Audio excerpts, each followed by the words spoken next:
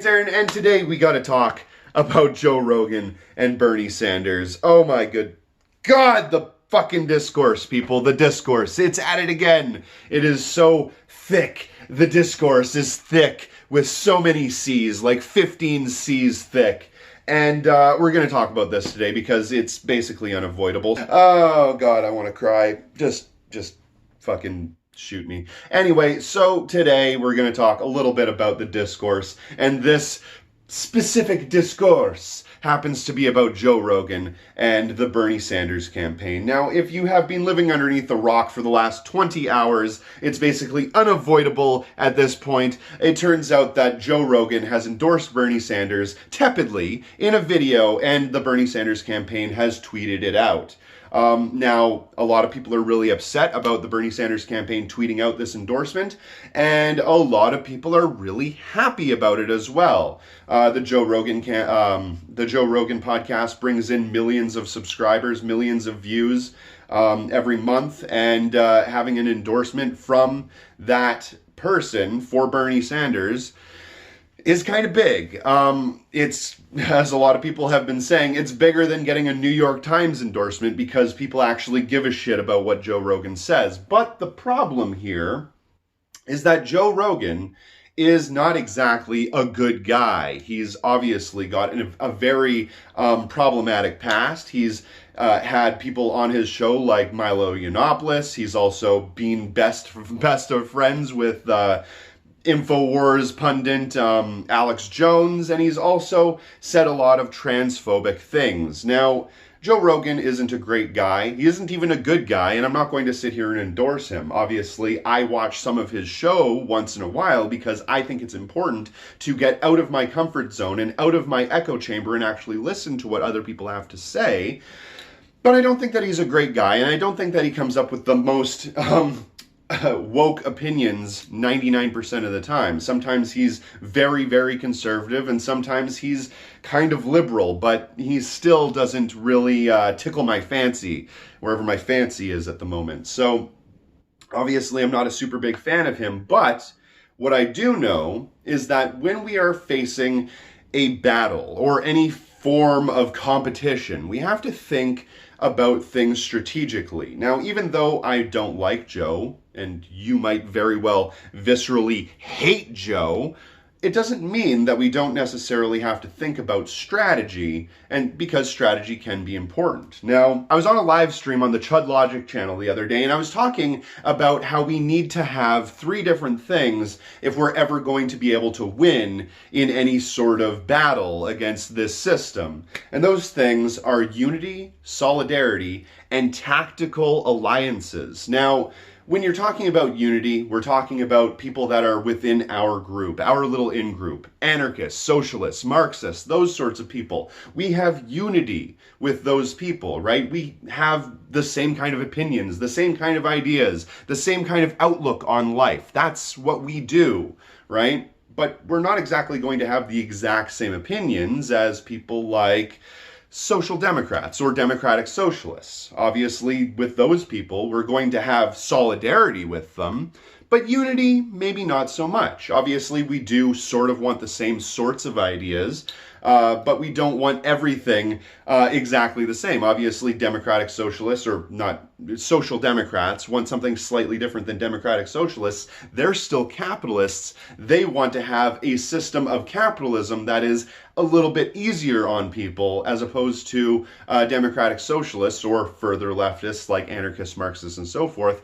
who want to have something completely different, who want to have a socialist or communist society that has nothing to do with capitalism whatsoever. So obviously, there are some instances where we are the same. There are some instances where we are incredibly different, and it's important to have those differences because it covers more bases, and diversity really is our strength. Haha. And the more ideas that we have, the more ways we can come up with actually winning and actually solving the problems that we have. But there's a third thing that we have to take into consideration as well, and that is tactical alliances. Now, once in a while in our lives, when we are fighting in any kind of battle or are in any kind of struggle, we're going to have to take into consideration certain tactical alliances. Now, that doesn't mean that those people are going to be with us the entire way. It just means that sometimes those people are going on the same path as we are. And there's no reason why we can't walk together for a little while until our paths diverge. And this is very much how I view a lot of different things like Joe Rogan, or like when a bunch of conservatives or whatever get involved in a gun rally, right? If I'm part of the Socialist Rifle Association and I'm for gun rights, then if there are a bunch of people that are basically fighting for gun rights, then you're going to involve yourself in them up until they change that path and they go on a different direction. Obviously, at that point, then we would have a problem. But until then, we have to have tactical alliances. Not thinking about these things or thinking about everything as black or white really does make us lose in every sort of situation. We have to be able to think on our feet and be tactical and always be working towards that W, because we need the win above all else. And we can get that win if we're willing to do certain things that sometimes might make us feel a little bit uncomfortable. That doesn't mean everybody has to do it. That doesn't mean that we have to ally ourselves with bigots and homophobes and transphobes and the worst possible people on the face of the earth. We want harm reduction. And if you're one of those people that are constantly talking about harm reduction, this is that. This is the way that we achieve those things. If you agree with 90% of what Bernie Sanders' campaign is about, and then Joe Rogan, somebody that is not exactly a good guy, comes in and endorses that, his endorsement isn't necessarily a slight against that campaign. He's not like the Ku Klux Klan or something like that. But what it is something closer to tactical unity at this point.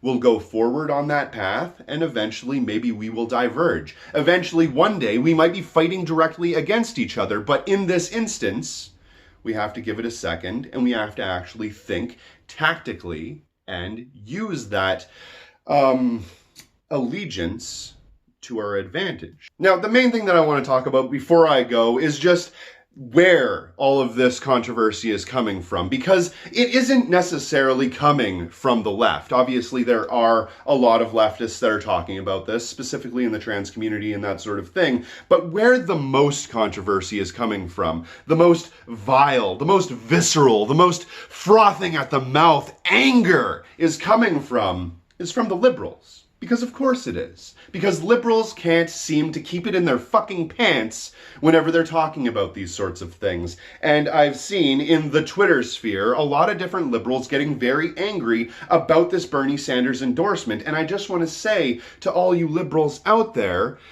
you probably weren't going to vote for Bernie Sanders in the first place. And if you are in fact blue no matter who, if he does become the nominee in the general election and he goes up against Trump, hopefully you will vote for him. But up until this point, you've done nothing but talk about how shitty he is. So already we know that you want to do nothing more than just attack Bernie Sanders and attack the Sanders campaign and attack Bernie bros and Bernie broads, what I heard the other day. That's what you guys want to do. And you're using this as a perfect way to get in there and to start hitting and to start attacking, even though 90% of all of the people that are involved in any sort of Bernie Sanders campaign stuff, for the most part, they're not saying Joe Rogan is a wonderful guy.